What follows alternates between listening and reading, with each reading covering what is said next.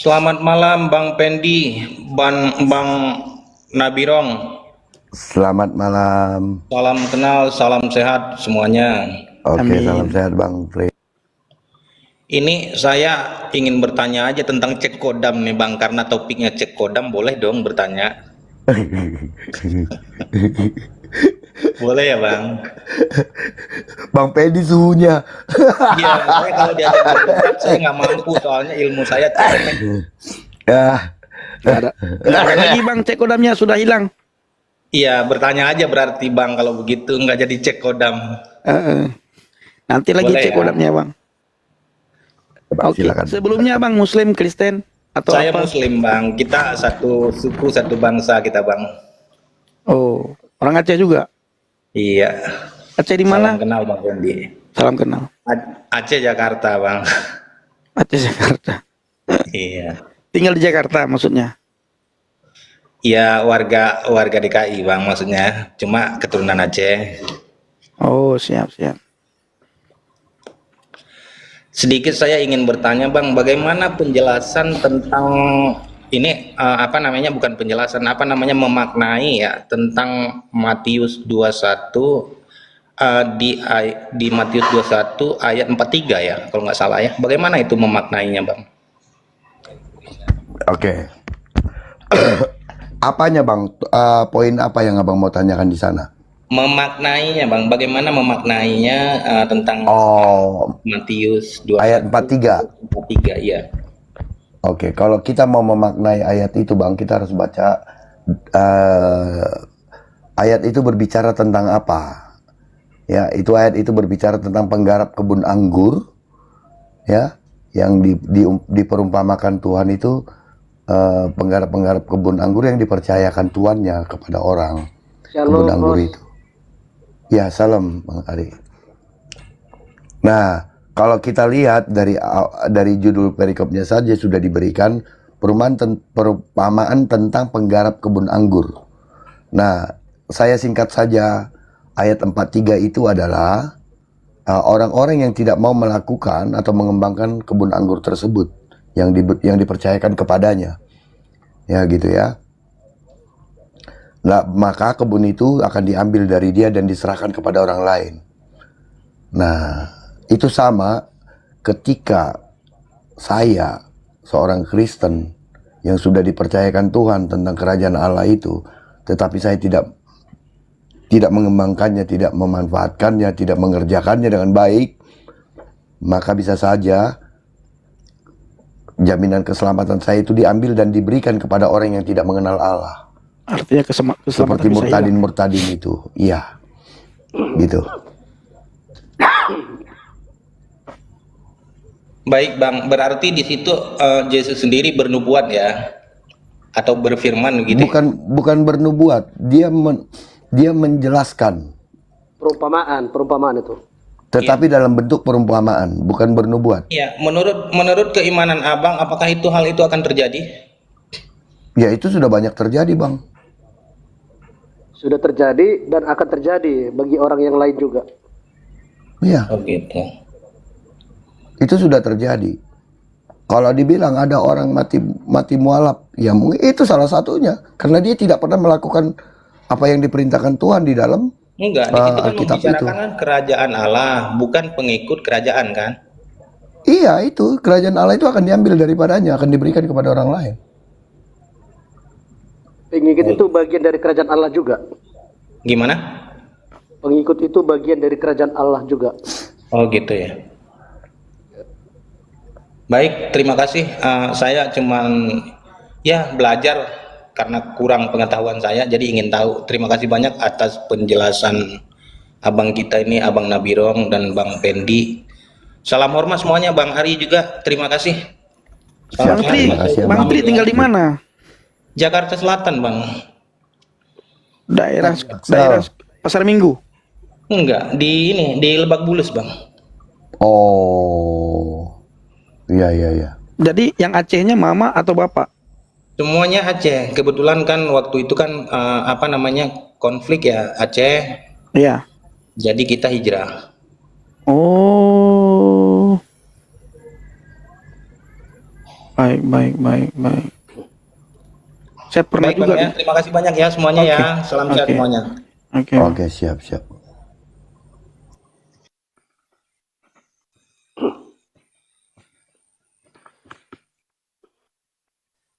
Oke, Bang Rizal. Bang Israel. Wih, namanya Israel, ngeri Ya, namanya. kalau dalam nama eh, di seberang itu Israel itu nama malaikat maut katanya.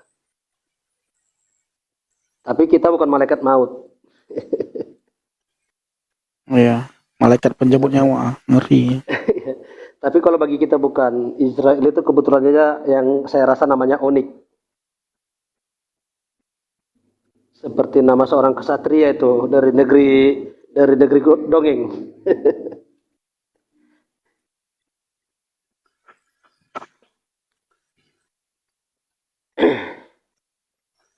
Jadi ini izin tanya sama Bang Host, Bang Pendi.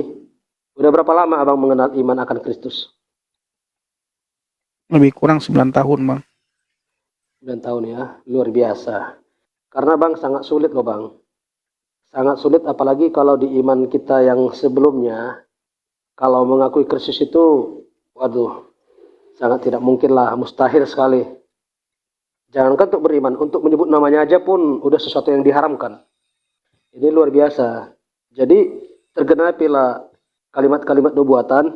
Demikianlah pada akhir zaman orang terdahulu akan jadi Kemudian, kemudian dan orang yang kemudian menjadi kemudian. terdahulu. Jadi banyak orang-orang yang para ahli-ahli hukum Tuhan yang dimana kursi mereka akan ditempati oleh para pelacur, oleh para penyamun, dan mereka akan kehilangan tempat di Firdaus itu. Sebentar, Bang Israel awak dulunya Muslim juga, Islam. Saya dulu saya lahir di Kristen, namun dulu saya sempat punya istri dulu ya non Kristen lah, dan saya sempat mualaf lebih kurang 7 tahun. Abang sempat mualaf lebih kurang 7 tahun. 7 tahun ya. Jadi setelah Jadi saya, bentar, mualaf kenapa Bang jadi mualaf? Gara-gara menikah. karena menikah sama yang saya kebetulan saya kan Batak Batak, dan waktu itu saya dapat istri dari suku lain lah gitu, Bang Aceh. dari daerah Jawa Oh, ya. Jadi karena saya tidak ada di sana yang saya pelajari, tidak ada kepastian, saya pelajari lama-lama, untuk apa saya mengikuti sesuatu yang tidak pasti. tapi abang bertahan 7 tahun ya, 7 tahun lamanya. 7 tahun itu nggak ada rasa damai, nggak ada rasa kepastian. Artinya saya seperti terombang-ambing. Oh, abang kembali pada tahun berapa? Tahun 2005, 2005 lah. 2005 karena 98 waktu itu masih lagi pas demo-demo lah waktu itu ya. Disitulah saya bertemu dengan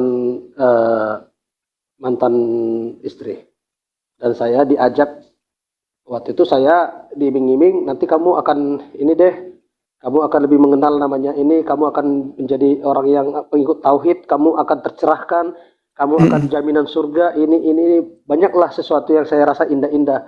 Ternyata begitu saya berada di sana, justru saya nggak mendapat damai itu gitu. Habis itu abang kembali. Iya, saya kembali karena yang membuat saya kembali itu dengan cepatnya karena ada di kalimat, di satu tulisan di dalam perjanjian baru, dosa terhadap Bapa bisa diampuni, dosa terhadap anak bisa diampuni, tapi dosa terhadap Roh Kudus tidak bisa diampuni sampai kapanpun. Abang takut akan kalimat itu? Ya, kalau Roh Kudus sudah tidak berkenan. Ya. Selama abang di sana, apa yang abang kerjakan khusus mengenai iman abang? Di sana saya pelajari, waktu itu kebetulan saya kan tidak tahu bahasa, katakanlah bahasa Arab. Iya. Jadi saya hanya pelajari beberapa terjemahan Julkarim. Iya. Ya, ada beberapa ayat, tapi saya udah lupa lah. Tapi saya ucapkan aja lah bahasa Indonesia aja terjemahannya. Di sana kan, di sana justru yang ditunjuk merujuk kepada eh, kekuasaan Isa Al-Masih bin Maryam di dunia dan di akhirat. Wajihan fid dunya wal akhirah, ya. Ya, dia mempunyai kunci kebesaran di dunia dan di akhirat. Jadi di situ saya berpikirnya, nah, kenapa bukan Nabi yang saya imani sekarang ini yang mempunyai kunci kebesaran itu? Kenapa mesti Isa Al-Masih itu? Jadi saya rasa nggak adil gitulah, nggak adil gitu. Kok bisa Isa Al-Masih ini? Siapa sih dia? Nah, ternyata itulah yang di sebelumnya juga setelah saya cari alamatnya Isa Al-Masih ternyata itu adalah Kristus atau Yesus.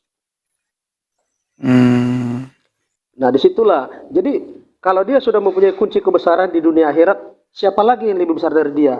Kalau dia sudah mempunyai kunci di surga, lalu siapa yang bisa berwenang masuk ke surga tanpa dia? Iya. Ya, itulah beberapa kalimat yang menyimpulkan. Masih banyak lah yang lainnya sebenarnya, cuma saya udah nggak terlalu ingat lagi karena udah begitu lama ya. Terus keberadaan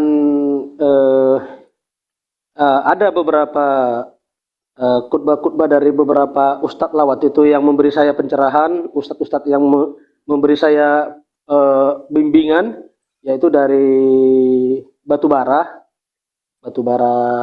daerah Asahan, Sumatera Utara. Waktu itu beliau berkata, oh ini agama Yahudi, agama yang gagal, iya kan? Iya.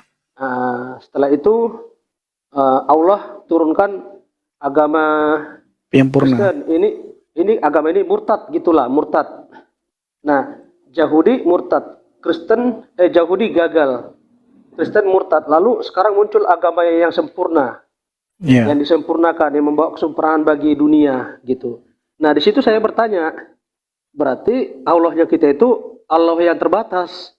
Loh, kenapa kamu seperti itu? Bertanyanya, katanya. Lalu saya jawab, ya, kalau sekiranya Allah itu tidak terbatas, tidak dia maha tahu, tidak mungkin dia bisa menciptakan suatu produk yang gagal. Iya. Ya, kalau dia Allah maha tahu, lalu kenapa diciptakan terdahulu, yang kemudian dan yang sekarang, dan yang dua terdahulu itu gagal? Apakah Allahnya kita itu Allah yang gagal? Saya bertanya gitu. Iya. Lalu dia beri jawaban, bukan seperti itu. Justru kita tidak katakan gagal, cuma ini penyempurnaan katanya. Nah, emang Allah itu menciptakan ada yang tidak sempurna, ada yang kurang sempurna, lalu sekarang sempurna. Abang bertanya seperti itu. Itu di forum Iya, di forum pengajian atau bagaimana, Bang? waktu itu setelah habis acara-acara resmi kan ada bincang-bincang bebas nih. Iya. Saya bertanya, sempat juga ada 3 orang waktu itu di dalam forum itu marah sama saya. Pertanyaan itu udah terlalu liar, katanya gitu. Nah, kenapa saya nggak boleh bertanya itu? Kita ini kan di negara demokrasi, kan boleh bertanya, nggak ada hal yang dilarang di situ, saya bilang. Iya. Iya, pertanyaan itu jangan jadi memunculkan atau menimbulkan kemurtatan, katanya gitu. Nah, saya kan bertanya bukan munculkan kemurtatan, tetapi jawaban Pak Ustadz itulah yang menyebabkan apapun itu, saya bilang. Nah, berarti dilarang bertanya, nanti bisa-bisa murtad kayak gitu ya? Nah, iya, saya bertanya dengan pertanyaan-pertanyaan seperti itu, tapi serius begitu ya, serius. Jadi seolah-olah saya di acara selanjutnya itu, setiap udah selesai acara, mereka langsung menyudahi acara itu dan nggak ada acara bincang bebas gitu, langsung pulang masing-masing lah. Abis di situ kan ada acara namanya makan-makan, Iya, iya. ala kadarnya gitu ya kan. Iya. Nah, itu dia Bang. Jadi setelah beberapa kali saya melontarkan pertanyaan itu, selanjutnya saya nggak pernah diberi waktu untuk ini. Untuk bertanya. Iya. Wow, Nah, disitulah hebat. Berarti abang ketika di sana pun sangat kritis ya ketika Iya, iya, mendapatkan iya. sesuatu hal yang kira-kira ini harus saya tanyakan. Berarti abang akan bertanya itu dan abang akan kejar jawaban, minta jawaban daripada Ustadz ya. Iya, tapi saya justru diburu, dipojokkan dengan apa? Dengan pernyataan kamu ini seharusnya tahu diri, kamu ini bersyukur, kamu ini sudah dapat hidayah yang sebenar-benarnya, kamu ini sudah menerima hidayah dan kamu ini telah kembali ke tauhid, katanya gitu.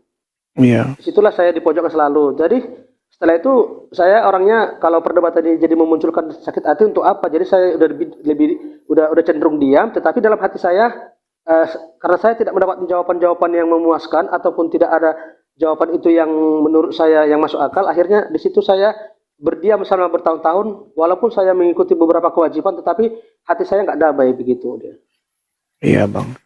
Makanya bang, sang debater pernah bilang begini, mu'alaf itu sampai kapanpun tidak dianggap muslim. Selalu kalimat mu'alaf itu tersemat di dalam diri mereka.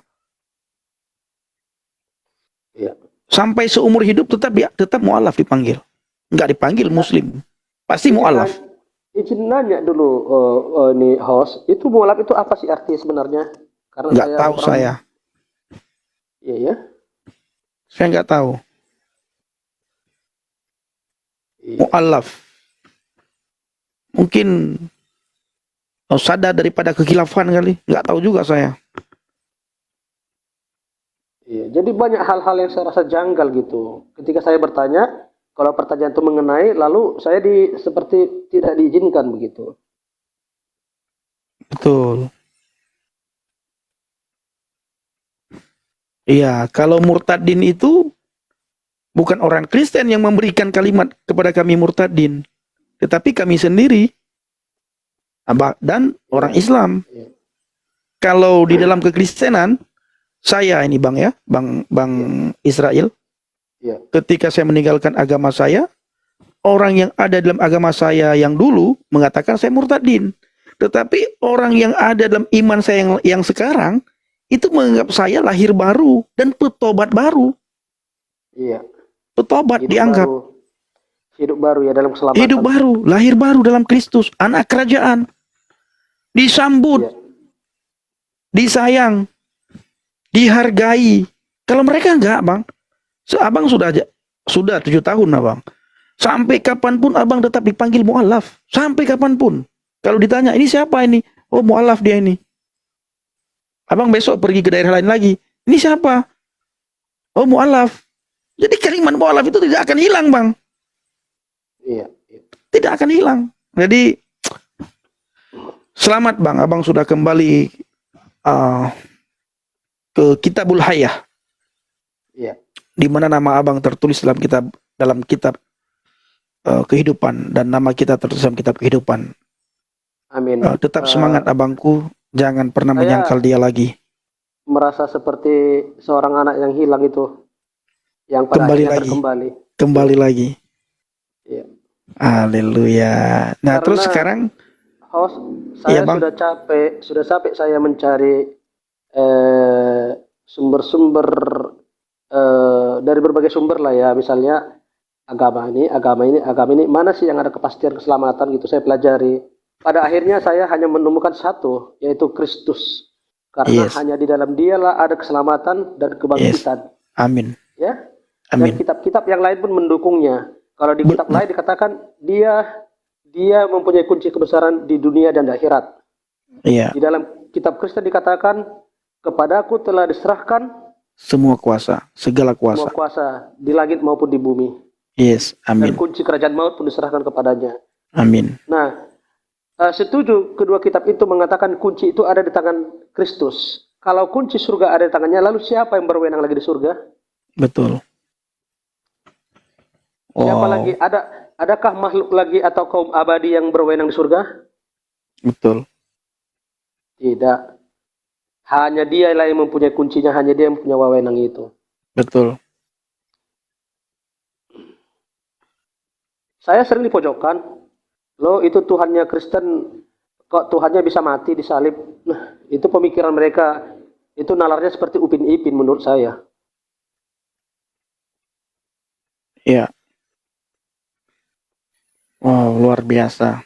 Kalau Tuhannya Kristen itu, Yesus itu dia Tuhan, lalu kenapa mati katanya. Lalu dia mati, siapa yang mencabut nyawanya? Wah, ini pertanyaan apa dia? Nah, waktu abang mualaf, abang ditanyakan itu juga. Pernah dulu ditanyakan itu, tapi waktu itu saya belum begitu dewasa untuk menjawab itu. Nah, sebelumnya ketika abang jadi mualaf, abang pernah nggak menghina-hina Yesus, menghina agama abang yang lama, menghina kekristenan? Sempat juga loh saya gini, sempat juga kepikiran, Yesus itu Allahnya, Tuhannya Kristen itu, iya ya. Kalau dia manusia, kenapa sih dia nggak bisa? Kalau dia Tuhan, kenapa sih dia bisa Menyelamatkan dirinya sendiri. serendah itu? Dia bisa disiksa, dia bisa dihina-hina, diludahi, dia nggak bereaksi atau apapun, tidak melakukan mujizat dia sebagai Tuhan gitu. Jadi pada saat itu simpelnya saya berpikir konyol sekali gitu, karena berpikir saya itu masih seperti itu nalar saya waktu itu.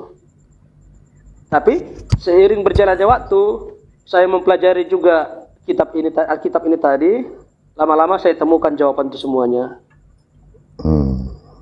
Ya. Jadi apa yang paling membuat abang itu bisa kembali, Pak? Yang paling ya? Oh, itu tadi yang membuat saya itu kembali itu karena saya sudah temukan Yesuslah. Bahkan Yesus sudah ada sebelum dunia. Bahkan Yesus adalah firman yang jadi manusia itu. Bahkan Yesus itu adalah wujud Tuhan. Dia adalah kalimatullah, dia rahmatullah, dia kalamullah, dia rohul kudus atau roh Allah. Dan dialah wujud daripada ilahi itu sendiri. Ya. Dan artinya sebelumnya abang nggak pernah belajar itu, Bang? Tidak. Setelah itu saya dapatkan lagi kalimat lain mengatakan hujat terhadap Allah Bapa dapat diampuni, hujat terhadap Anak dapat diampuni, tetapi hujat terhadap Roh Kudus dunia sekarang, dunia yang akan datang pun tidak dapat diampuni. Itu yang membuat saya lekas segera kembali. Karena kalau sudah Roh Kudus tidak berkenan, oleh kuasa apa lagi kita untuk dapat bertobat? Tentu tidak ada rasa pertobatan lagi. Oke, siap. Keren, Bang. Jadi udah banyak belajar tentang Alkitab, Bang, ya? Ya, gitulah. Jangan gitulah. Masih sebagian sedikit lah itu. Jangan gitulah, Bang. Iya, harus, Bang. Jadi jangan cuma hanya kembali kepada Yesus tetapi tidak mau lebih dari yang sebelumnya. Gitu loh. Iya. Jadi mulailah, Bang, belajar. Kalau istri tadi gimana jadinya? Sepertinya kami membawa jalan masing-masing. Jadi saya sudah menemukan kehidupan baru. Oke. Ya, siap. Oke, Bang. Thank you. Mudah-mudahan abang bisa semakin kuat ya. Iya. Semakin banyak belajar juga, Bang, ya.